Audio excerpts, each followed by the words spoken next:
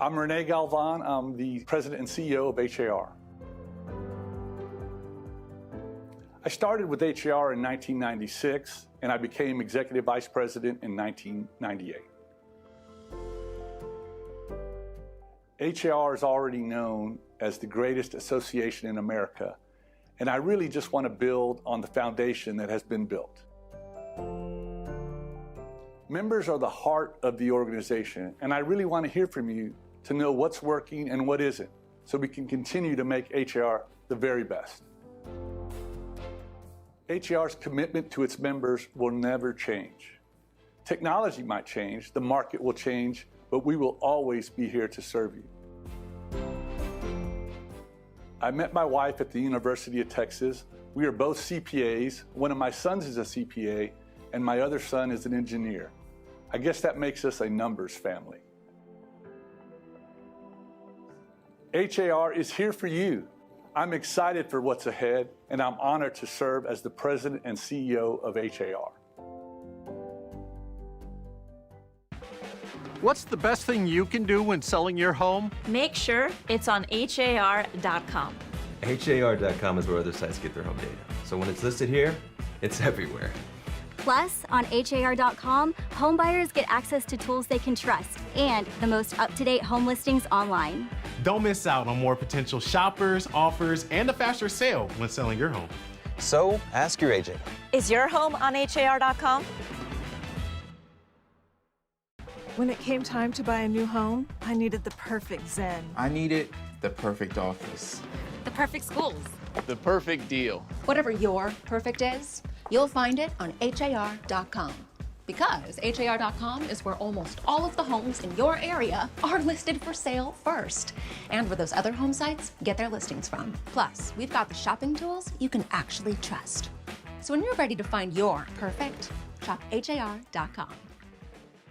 Honey, is our home listed on HAR.com? Yeah, I just went live. Why? This is way better than my sister's place. I know. I guess it works. Well, HAR.com is where almost all homes are listed first and where the other websites pull their homes from. Oh, is that quartz? So when we list our home on HAR.com, it gets listed everywhere, which means More potential shoppers, offers, and a faster sale. exactly. It's giving home.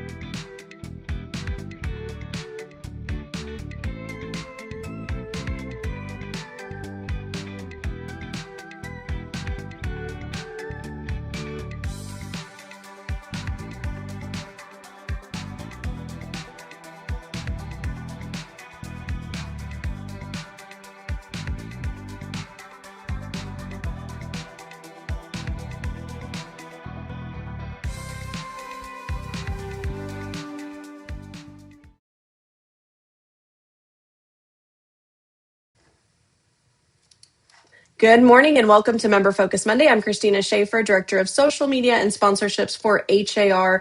Before we get started, this week's Member Focus Monday and HAR On the Move podcast are sponsored by Bridgeland and Howard Hughes Communities. We'll share more about them later in the show.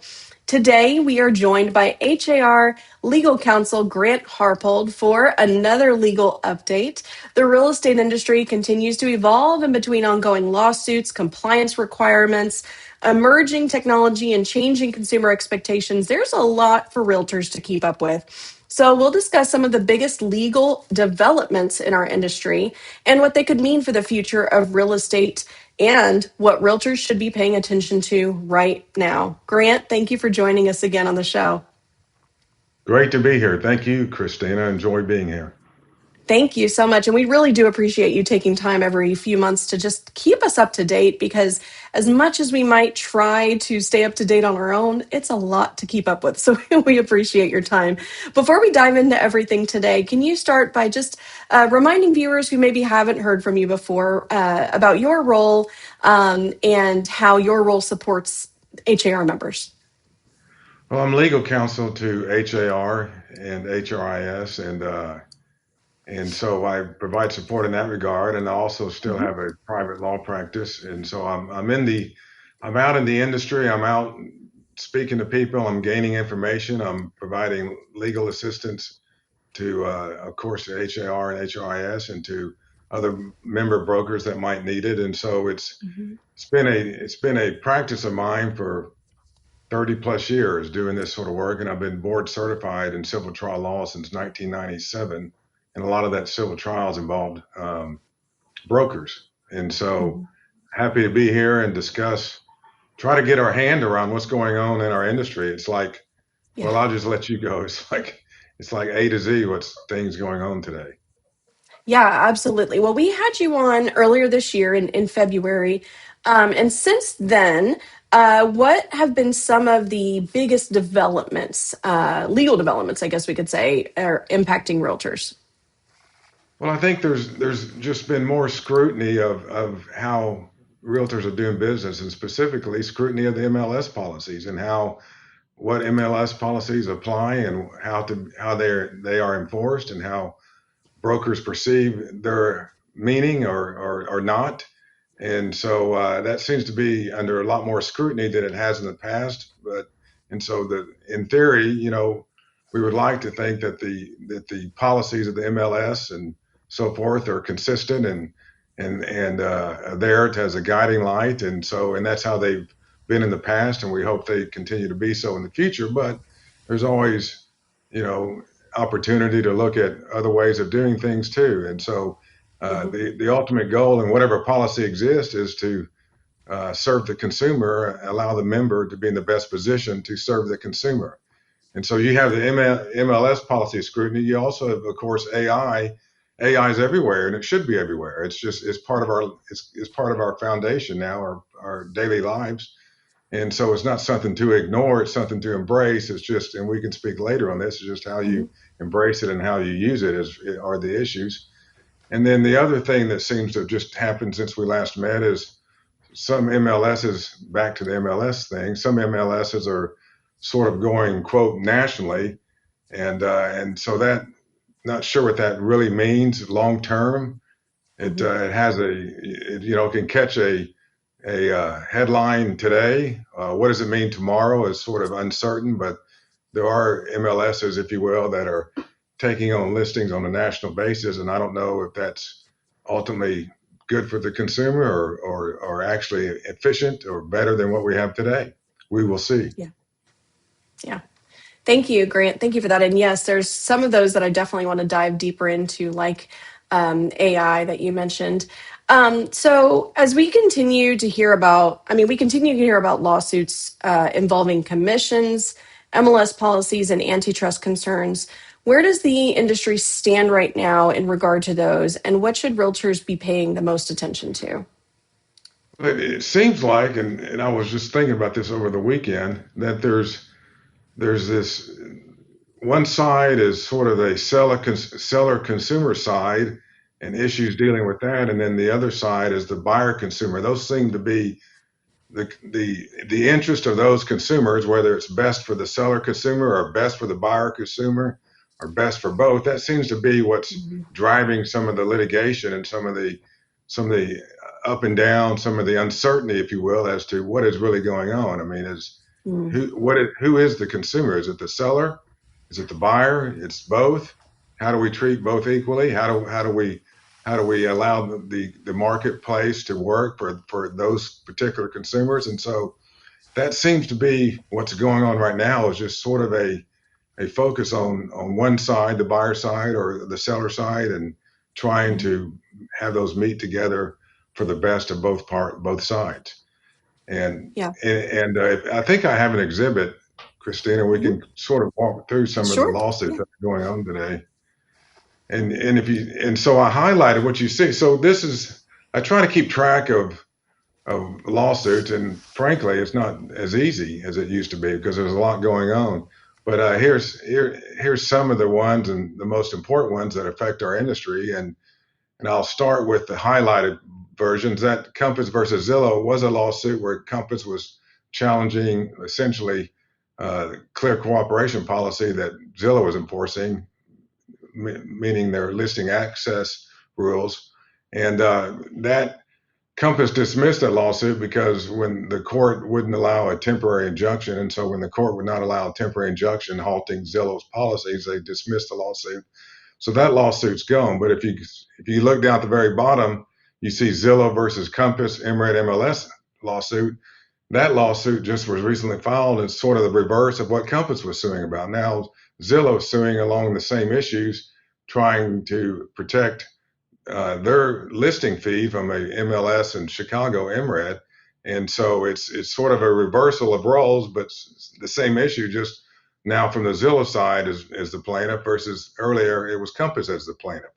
And so those are interesting things to watch and see how they play out. There is a temporary restraining order right now allowing Zillow to continue to get data feeds from MRED, but that's a restraining order. That's not an injunction. And so in 14 days from when that order was issued, the court will make another decision, at least 14 days later, another decision on that particular issue. So that's something we all need to be watching to see which way that goes, because ultimately that affects the consumer. And that's our goal is to make the consumer happy, if you will, and allow to be an informed consumer when they buy something. And so, and then you also saw on that list that there was a state law in Washington State, if that makes sense, yes, that basically codifies the clear cooperation policy. So in Washington State, when you get a listing, essentially when you start marketing it, it has to be available to everybody. There is no such thing as a pocket listing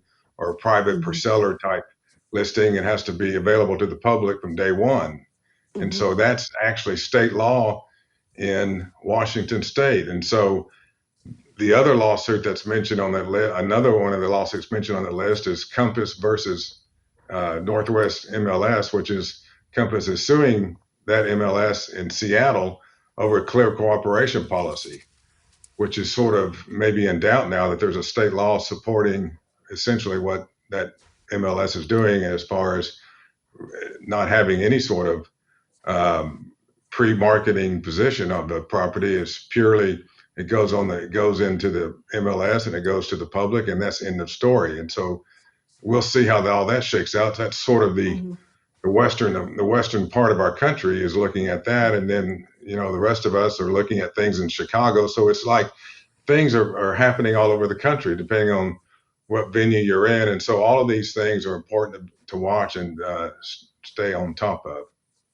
Absolutely. It really seems, I know you'll probably mention the CEO Insights newsletter later in the stream, but we record a podcast version of it. And when I was reading through some of the latest articles in the Friday release, it just seems like nobody can agree on what's best for the consumer or what's best for real estate. And I guess that's where all of this is coming from, right? Is one company or one entity may think that this is best and another one thinks this is best. And I guess that's where the courts come in to decide, right? It is. And at some point, unless the parties work out their differences, which is always a possibility, and which frankly is the best avenue, the court's going to need to, somebody's going to have to keep a lawsuit alive long enough to let the court decide or provide some direction. And that's what courts do. Hey, parties, if you two parties or kids can't work this out, then me, the court, the parent will work it out. And that's kind of what's going on right now. Yeah. Okay, well, there you go. How do you think these lawsuits and potential settlements or settlements that have already taken place could shape the future of real estate over the next few years? Well, I think there's some tension right now between, as I said earlier, the MLS rules and how they're applied and interpreted, and also platform rules, meaning if you have a platform like Zillow, so to speak, can you create your own rules that might mirror the MLS rules or maybe not, but can you create rules that are still not antitrust violations? So there's some tension on applying the rules. Is it the rules or is it the platform rules or both? And so that's sort of the again, a cloud over what's going on out there. And then I would say that interesting, Christina, in all of this, we've heard nothing from NAR. And we don't, there's really, so I don't know whether they're tied up spending their money paying off the settlement, which they're under an obligation to do, and that's where their resources are going, or it's best to stay out of these issues. Maybe that is the best policy, to stay out, but it would be nice to have some transparency or some active dialogue from NAR as to addressing or commenting or saying why we're not saying anything, or why we will say something, or what they believe that the best to be for their members, because these issues affect their members. And so it'll be interesting to see when and if NAR jumps in on any of these issues, whether from a public policy standpoint or actually providing briefs or legal issues, filings, whatever, in the cases that are pending. Okay. Well, thank you. If you have questions for Grant and you're watching the live stream of this interview, type those in. We'll get to as many of those as we can.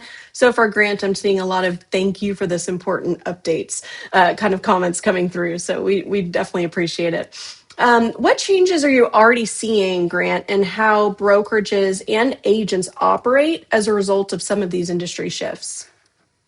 Well, what I'm saying is putting more pressure on the buyer and access to homes. And so if the buyer is feeling pressure and added issues in order to get into a property, then that's going to fall onto the realtor also. And so that's what I'm concerned about is just added pressure to the buyer in these situations and then for that matter to the seller. What's the seller's best interest also, and as far as how it markets its property to the buyer. And so, like I said earlier, there's some tension there between the seller consumer and the buyer consumer.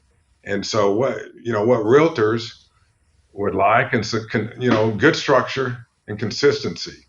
You need to be able to, you being realtors, need to be able to have policies in place and structure in place that allow you to perform your duties for the consumer in a consistent manner, and something you should not have to worry about. And so right now, some of that structure and some of that those policies are being questioned, and it causes uncertainty in the market, and that's not good. And then I would also say, I was looking at the TREC form, the purchase agreement 1-4 standard agreement that's been updated, and just follow along with me now. Broker commission used to be a part of the MLS. We know that's gone from the MLS. Broker commission, as far as paying the buyer's broker or some other broker, used to be part of the listing agreement. Now that's gone, meaning that the listing agreement now just deals with what the seller is going to pay the listing broker.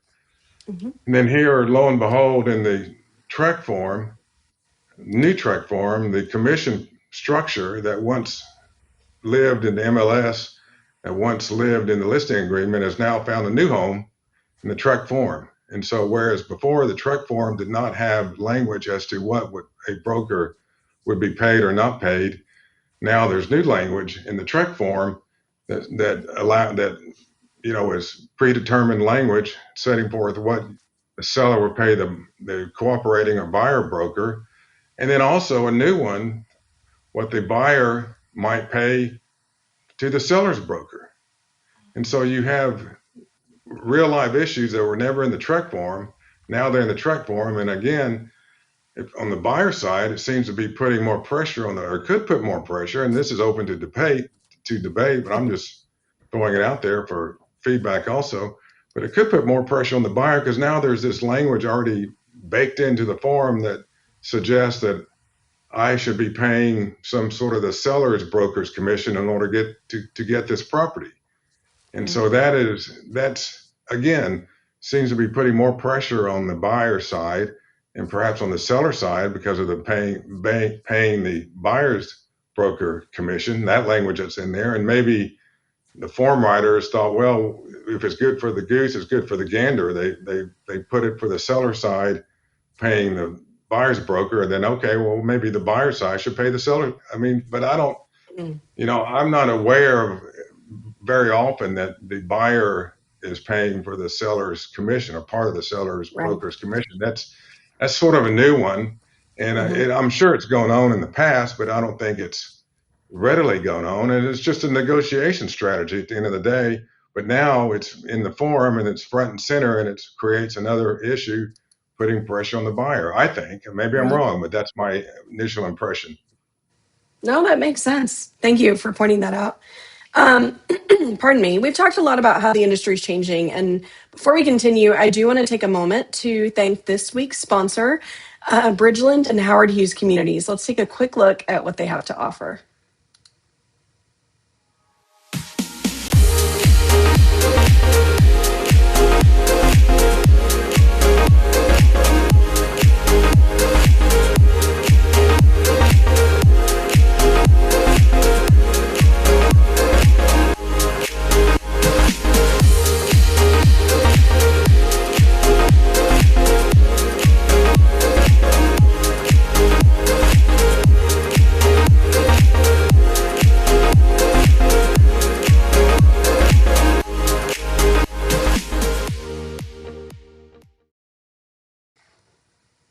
Thank you again to Bridgeland and Howard Hughes Communities for sponsoring this week's Member Focus Monday and HAR On the Move podcast.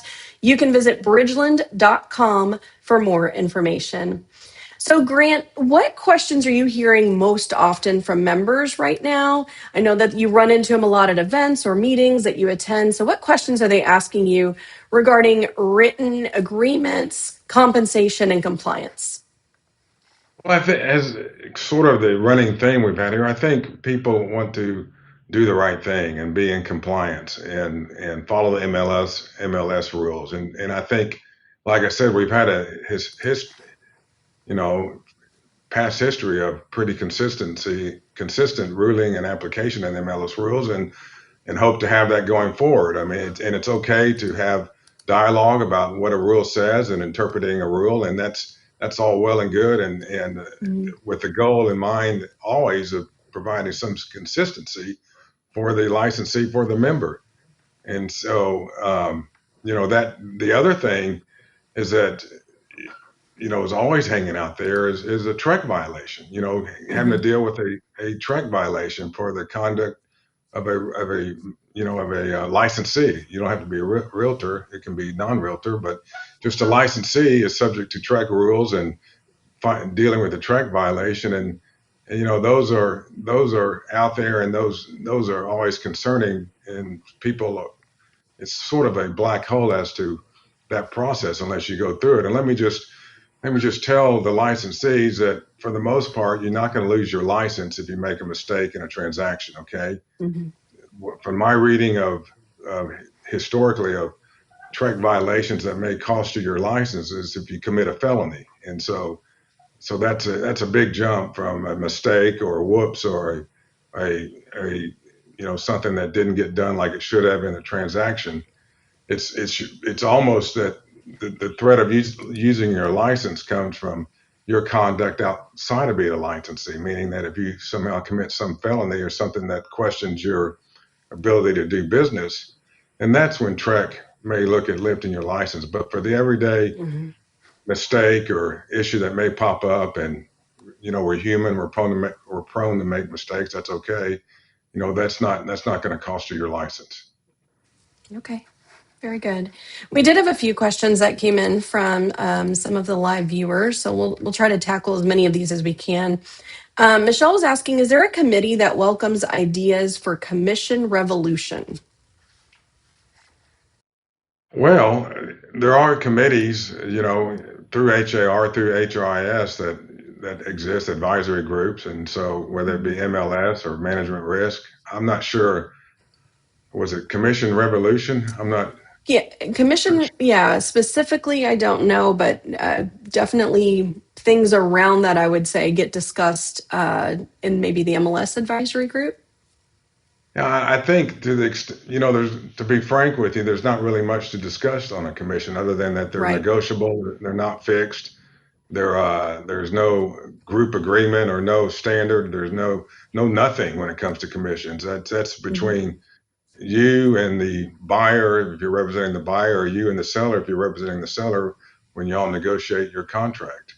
So that's the start and the end of the revolution, is whatever is agreed to in the contract between the parties based on their negotiations. Very good. Thank you. Another question here from Anne Marie. She was saying, so many mixed messages on open house signs. Can you please help clarify for our agents? I think this is in regard to the issue that came up with bandit signs a while back, Grant. Not sure Yeah, if you know an update on this. to be frank with you, I haven't been asked that question about the bandit signs and the open house signs, so I'm not.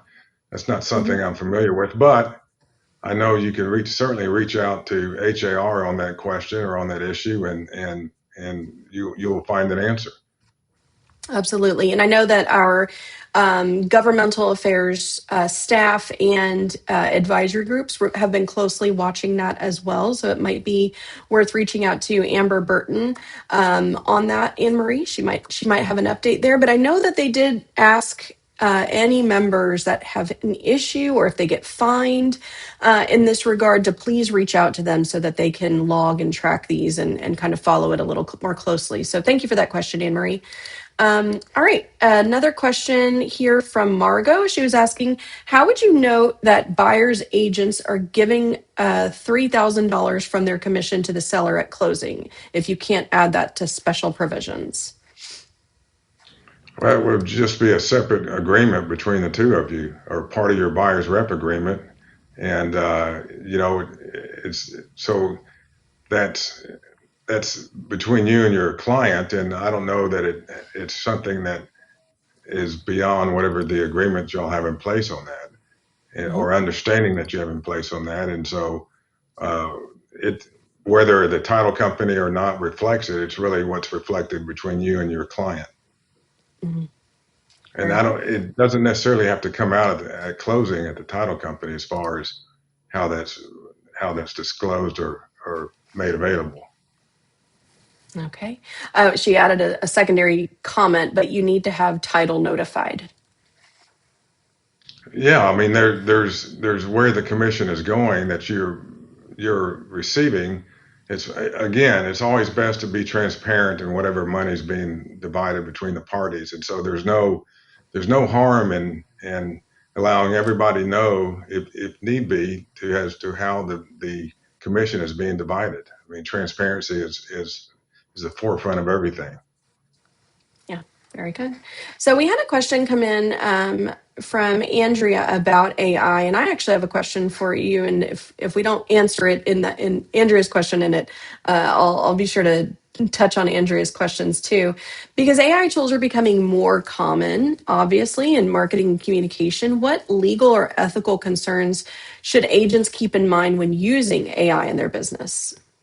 Well, I'm not opposed to agents or licensees or realtors or members, any and all of the above, using AI. It's hard not to. I think you can use AI to pull down information about a truck rule or about an ethics rule. I mean, so it's if you're unsure on something, it can provide a quick resource to how you should practice based on what the rules are.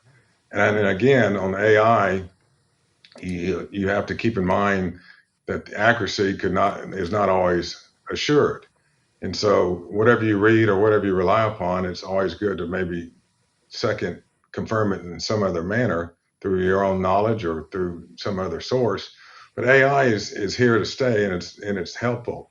I think what's challenging for a member or a licensee is that if your client is getting information or data or legal information from AI and is asking you to comment on it or respond to what they're getting, that's where it's troublesome. Meaning that if they run an AI search on legal terms or legal clause that should be used here or there, and they ask you about it, then how do you respond? And I think that puts you in a difficult position to be responding to what somebody's telling you that they received from AI, or even if they didn't tell you it's from AI, you can probably guess if they're running it by you. And I think you have to be careful about not giving legal advice or saying, no, that's a good term or that's a good expression or that captures what we need to say. I mean, you're still in the realm of issues that should be addressed by a lawyer, even if they're being asked of you, and even if you didn't generate the AI response. And so, and finally, of course, you've been told this over and over that,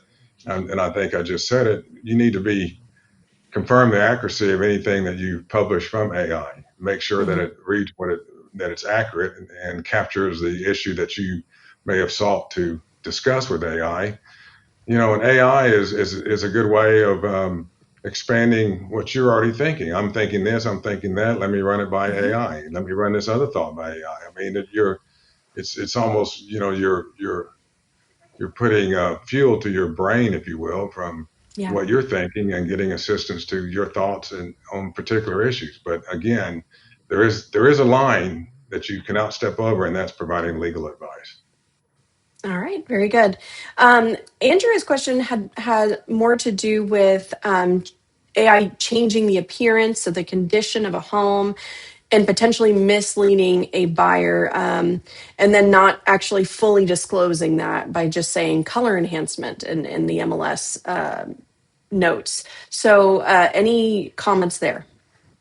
Well, I think again that needs to be transparent if AI does change, and I think that's available through the MLS and through the AI tool, whatever may be used. But yes, that disclaimer or disclosure needs to be made available and needs to be there with if a photo or something is being transformed into something that it really isn't, and making it look like something that was not original to the photo or to the description or to the image. And so that's again transparency, and that's an issue that is in our industry today. Also, is transparency is key on everything we do, whether it's commission sharing or referrals or AI use on a particular image. I mean, that's all of this has an element of transparency that needs to be, part of everything you do.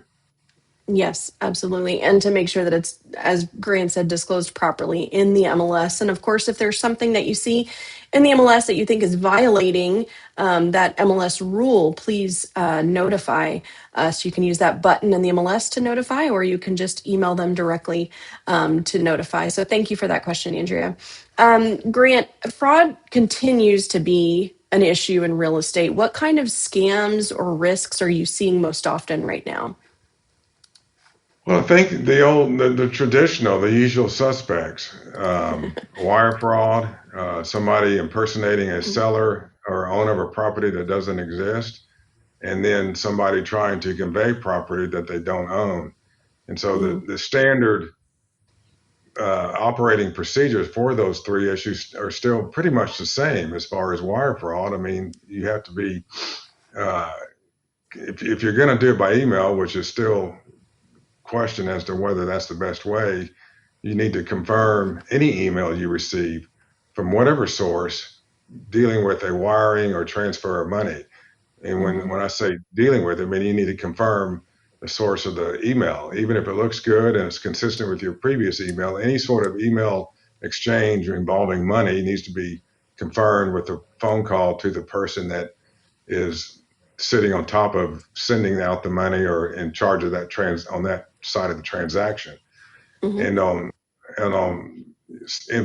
fraud impersonation of a lot, and typically it's a vacant lot. It's what we've said before. You have to somehow, confirm the identity of the person that you're dealing with, because if they're not communicating with you in person or face to face or somehow, some way to identify who they are, then that's a red flag. And so to the extent you have that sort of interaction with a new client who wants to pay cash, who wants to close quickly, who doesn't want to be seen and says all the right things verbally without exposing who they are specifically, then that's the red flag. And that's where you perhaps say, I don't need this, move on to somebody else. And then the fraud, just conveying a fraudulent deed in the property records. I mean, that's a tough one here locally because there's no warning system that would alert you to somebody messing with your property to that effect. Other counties have sort of a system. Harris County does not.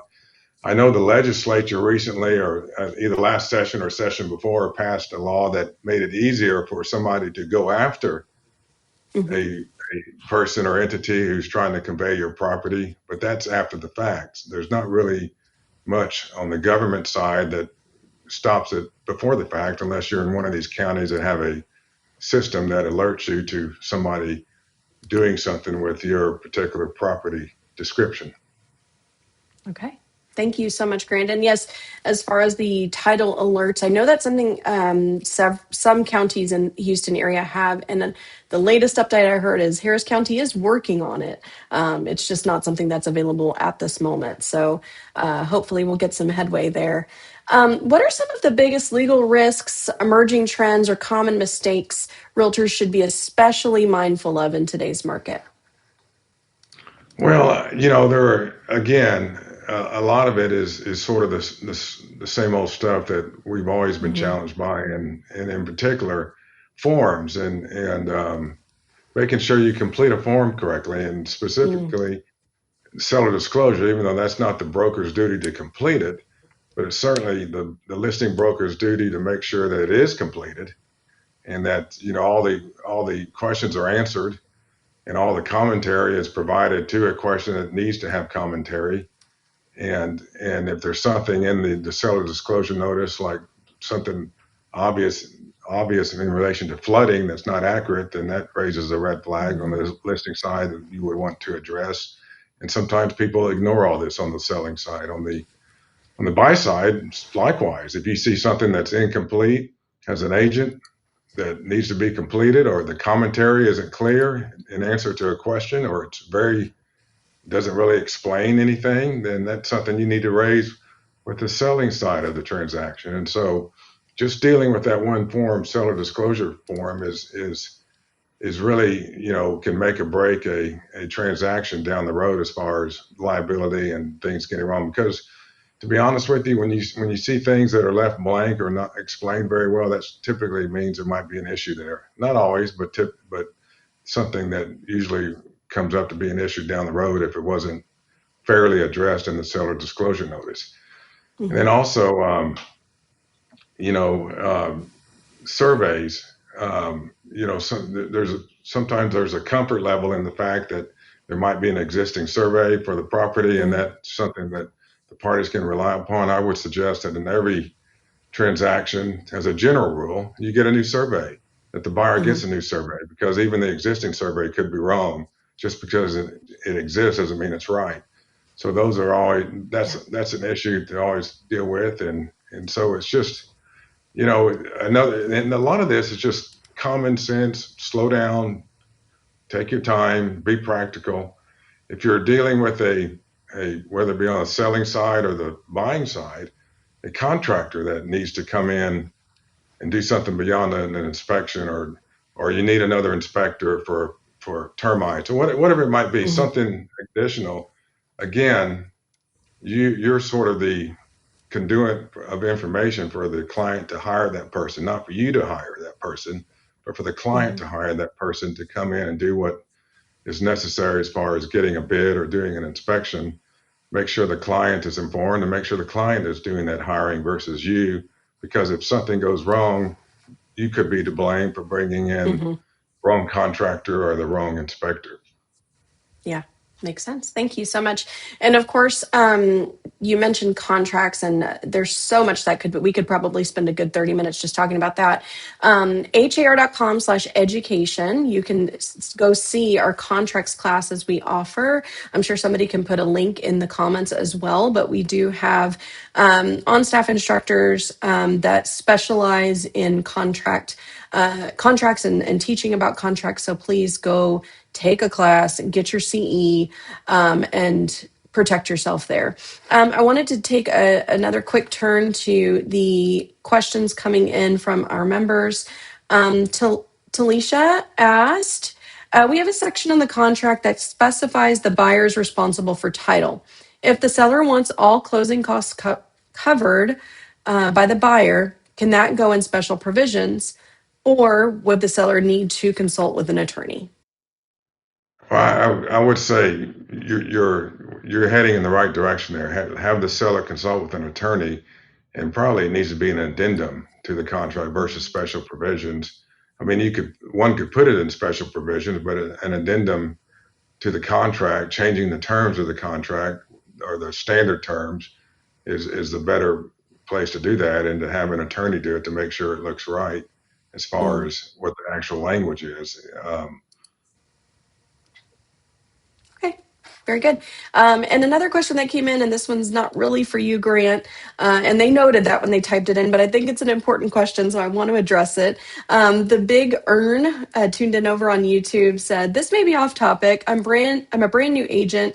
How would you get started if you were me? Would you write a business plan?" First of all, thank you for tuning in today. I think it's important for you to know what's going on in the industry, whether you're a brand new agent or a seasoned agent. But I would strongly recommend, and I'm sure we can put this link in the comments as well, take the GRI course. You're going to get your SAE credits from it that you need in those first couple of years. And you're going to get so much information, including how to write a business plan, how to create a budget. So a lot of good stuff then in the GRI class, and we can share that link with you. So thank you for tuning in. Again, Grant, I know that question wasn't for you, but I saw it and I just needed to answer it. Yeah, and I would add to that. I think to the extent that whoever your broker is or whoever you're affiliated with, find a mentor. Find somebody who, of course, has been there and done that and can sort of take you under their wing, or be the person that you can go to with questions when they come up. And so I think having sort of somebody, an experienced agent around you or at your calling, if you will, that can help you deal with these issues that will come up, because it is a learning curve, and it's nice to have another set of eyes dealing with the issues you're dealing with for the first time. Absolutely. Thank you so much. And they just put a smiley face in the chat. So I think they appreciate the answer. All right. So Grant, where can realtors learn more about all of these topics that we covered today? Just keep watching this Facebook rerun over and over. And then go back and find another one we did 3 months ago and watch that one, then watch the one. No, I'm just kidding.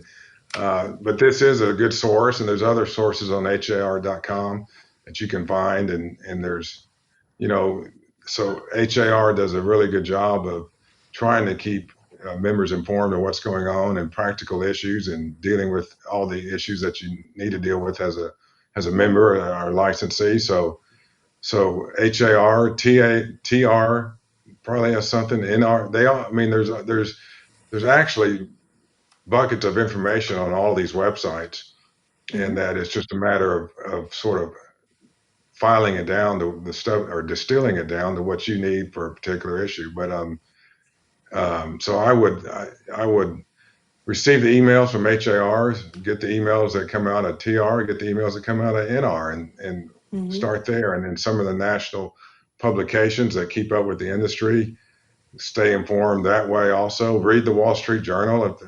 There's all sorts of, it's just sort of staying involved in what's going on, and having your brain maybe click on the things or opportunities that you wouldn't have thought of, but are triggered by attending these events or staying involved in what's going on in the industry. Thank you.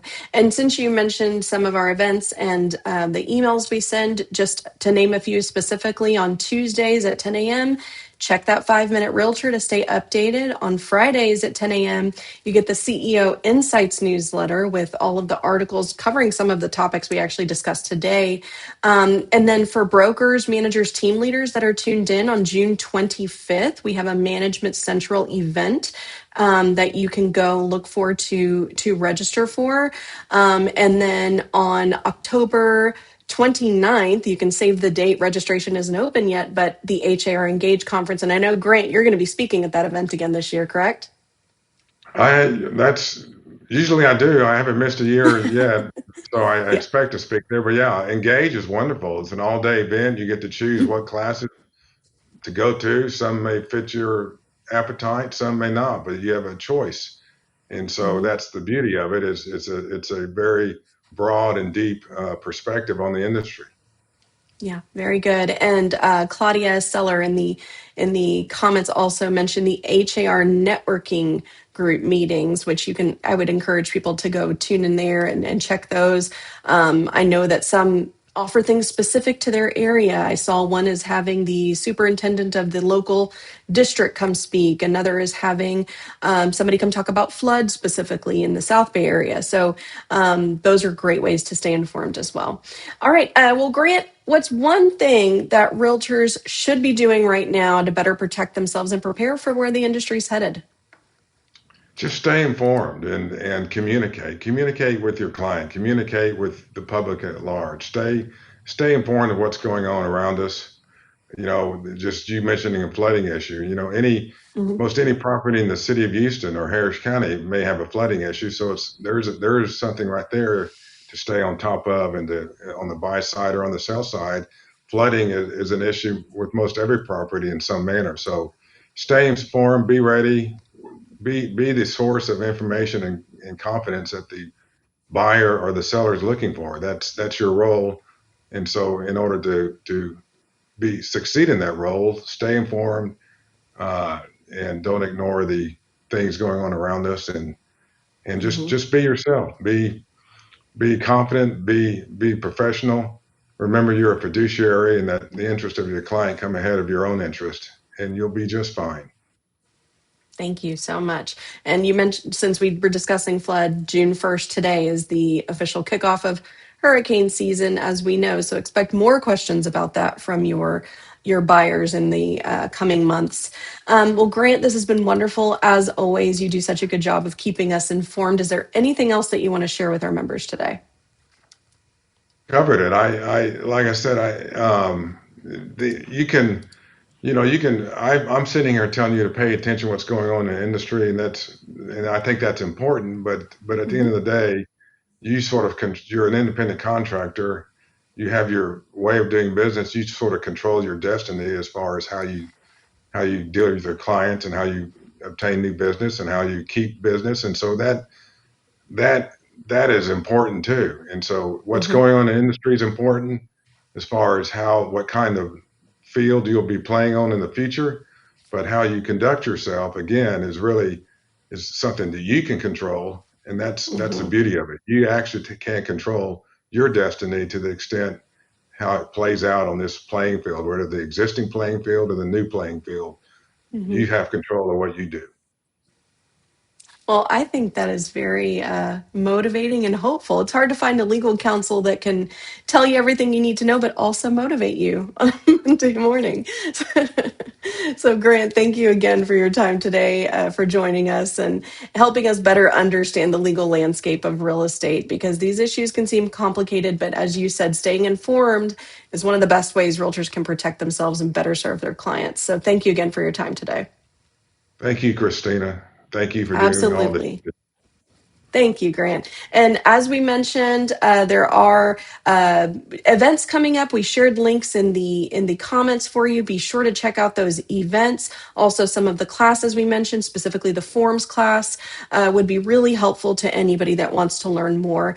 And again, a special thank you to Bridgeland and Howard Hughes Communities for sponsoring this week's Member Focus Monday and HAR On the Move podcast.